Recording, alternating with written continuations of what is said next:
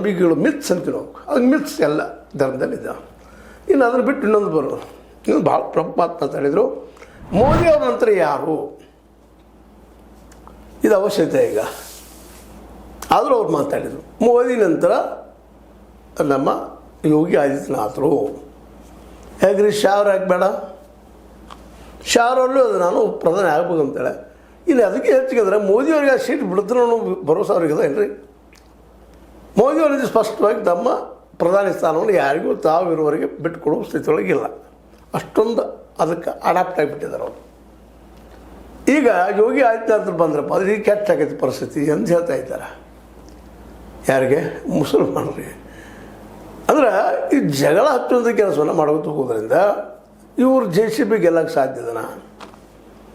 ಈಗ ನಿಮ್ಗೆ ಹಲವು ಸಲ ಈ ವಿಷಯ ಚರ್ಚೆನೂ ಮಾಡಿದ್ದಾರೆ. JCB ಅಂದರೆ ಜನತಾದಳದಾಗ ಹತ್ತುತ್ತಿದ್ದವರು, ಕಾಂಗ್ರೆಸ್ನಾಗ ಹತ್ತುತ್ತಿದ್ದವರು, BJP ಹತ್ತುತ್ತಿದ್ದವರು ಕುಡ್ಕೊಂಡು ಪಾರ್ಟಿ ಮಾಡೋಕೆ ಒಳ್ಳೆಯದು. ಅದು ಇಲ್ಲಿವರೆಗೆ ಅದ್ರ ಯಶಸ್ವಿ ತನಕ ಕಂಡೇ ಇಲ್ಲ. ಈಗ ಅದನ್ನು ಬಿಟ್ಕೊಂಡು ಈಗ ಮತ್ತೆ BJP ಬರೋ ಪ್ರಯತ್ನ ಮಾಡ್ತಾಯಿದ್ದಾರೆ. ಅವ್ರಿಗೆ ಗೊತ್ತಾಗಿದೆ ವಸ್ತುಸ್ಥಿತಿ ಏನಂತೇಳಿ.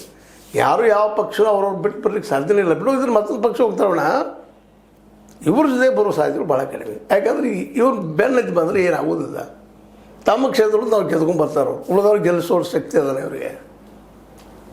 BJP ಜೊತೆ ಗೆದ್ಕೊಂಡು ಗೆಲ್ಸ್ಕೊಂಡು ಬರ್ಬೋದೇನೋ. ಒಂದು ಪಕ್ಷದ ರಾಷ್ಟ್ರೀಯ ಪಕ್ಷ, ಅದು ಹಣ ಬಲನೂ ಅದ, ಎಲ್ಲ ಬಲನೂ ಅದ, ಪಾರ್ಟಿ ಫಂಡು ಬರ್ತಿರ್ತಾವೆ. ಹೀಗಾಗಿ ಅದು ಗೆಲ್ಸ್ಕೊಂಡು ಬರ್ಬೋದು. ಆದರೆ ಒಬ್ಬರಿಗೆ ಒಂದು ಪಾರ್ಟಿ ಕಟ್ಟಿ ಗೆಲ್ಸ್ಕೊಂಡ್ರಾಗ ಸಾಧ್ಯದನ ರಾಜ್ಯ ಮಾಡೋದಲ್ಲೇ?